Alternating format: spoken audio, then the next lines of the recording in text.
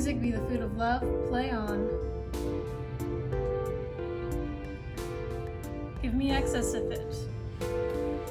That's surfeiting. The appetite might sicken and so die. Let's strain again. It had a dying fall.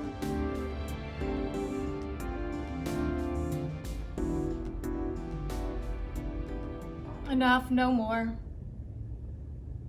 'Tis not as good now as it was before.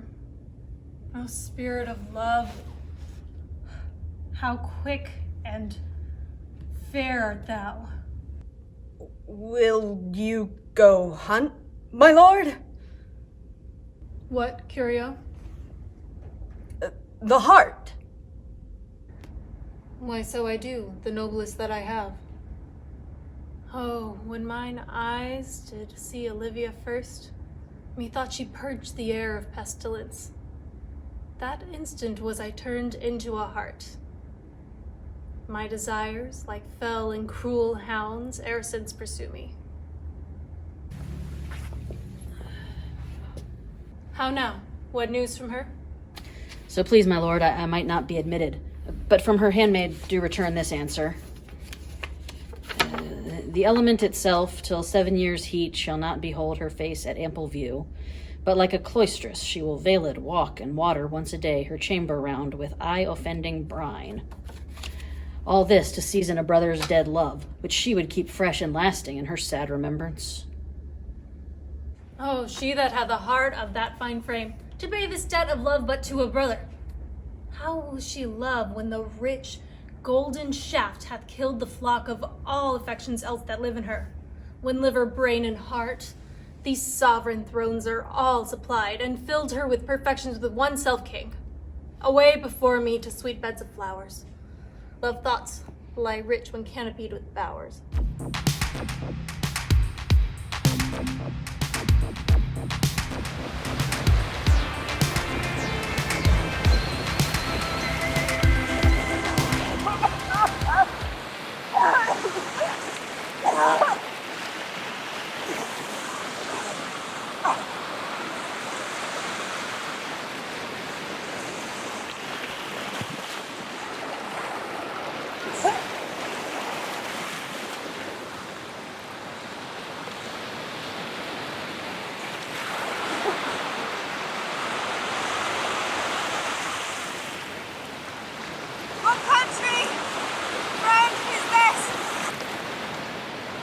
This is Illyria, lady.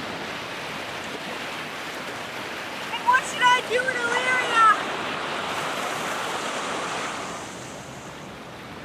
My brother!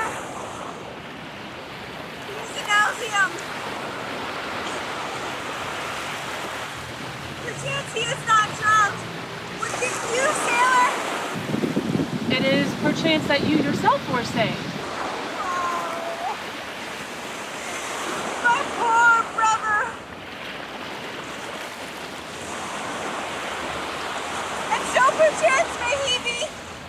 True, madam, and to comfort you with chance, assure yourself, after our ship did split, when you and the poor number saved with you hung on our driving boat, I saw your brother, most provident in peril, bind himself to a strong mast up on the sea, where, like Arion on the dolphin's back, I saw him hold acquaintance with the waves, so long as I could see. For saying so, there's gold.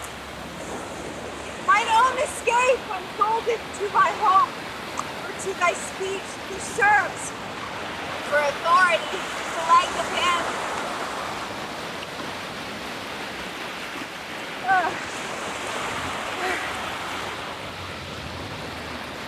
Knowest thou whose country? I, madam, very well, for I was bred and born not 3 hours to travel from this very place. Who governs here? A noble duke, and nature has a name. What is the name? Orsino.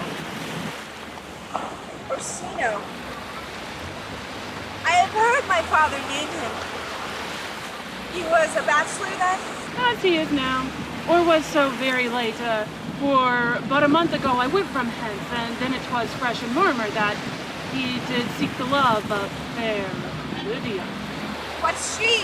A virtuous maid, the daughter of a count that died some 12 months since, then leaving her in the protection of his son, her brother, who also died very shortly, for whose love they say she hath abjured the company and sight of men. Oh, that I served that lady, and might not be delivered to the world till I had made mine own occasion mellow what my estate is. That were hard to compass, because she will not admit no kind of suit. No, not the Duke's. There is a fair behavior in thee, Captain. I prithee, and I'll pay thee bounteously. Conceal me what I am, and be my aid, for such disguise as haply shall become the form of my intent. I will serve this Duke. Thou shalt present me as a eunuch to him. It may be worth thy pains, for I can sing and speak in many sorts of music that will allow me very worth his service. What else may have time I will commit. Only shape thou thy silence to my wit. Be you his eunuch, and your muse I'll be. When my tongue blabs, then let mine eyes not see. I thank thee. Lead me on.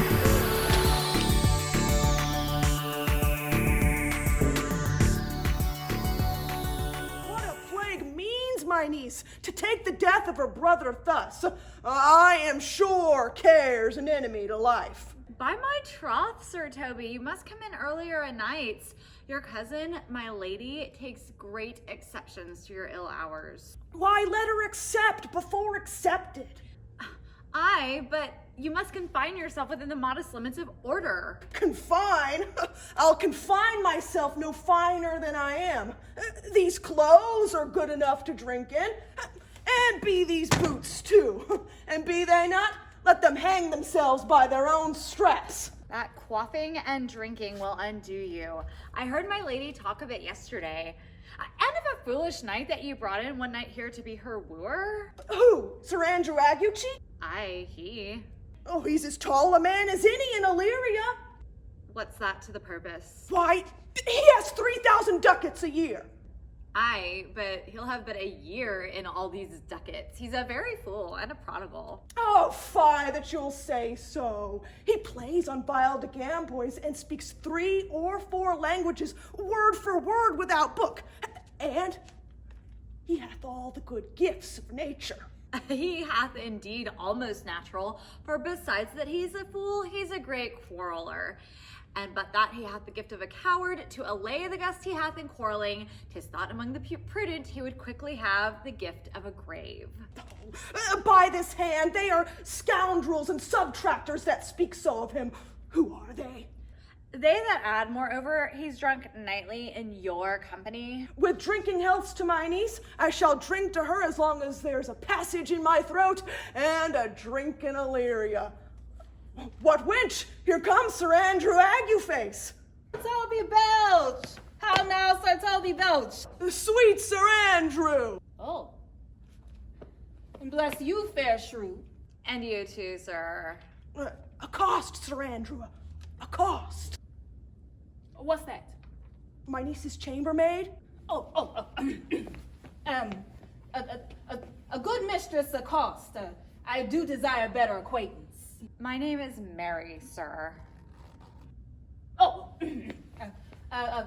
good mistress marry accost. Sweet Sir Andrew, accost is board her, woo her, affront her, assail her. Oh, by my troth, no, I would not undertake her in this company. Is that the meaning of accost? Fare you well, gentlemen.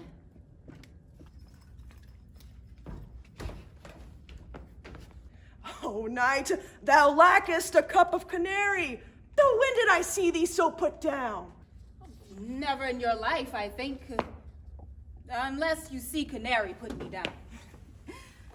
Oh, methinks sometimes I have no more wit than a Christian or an ordinary man has. No question.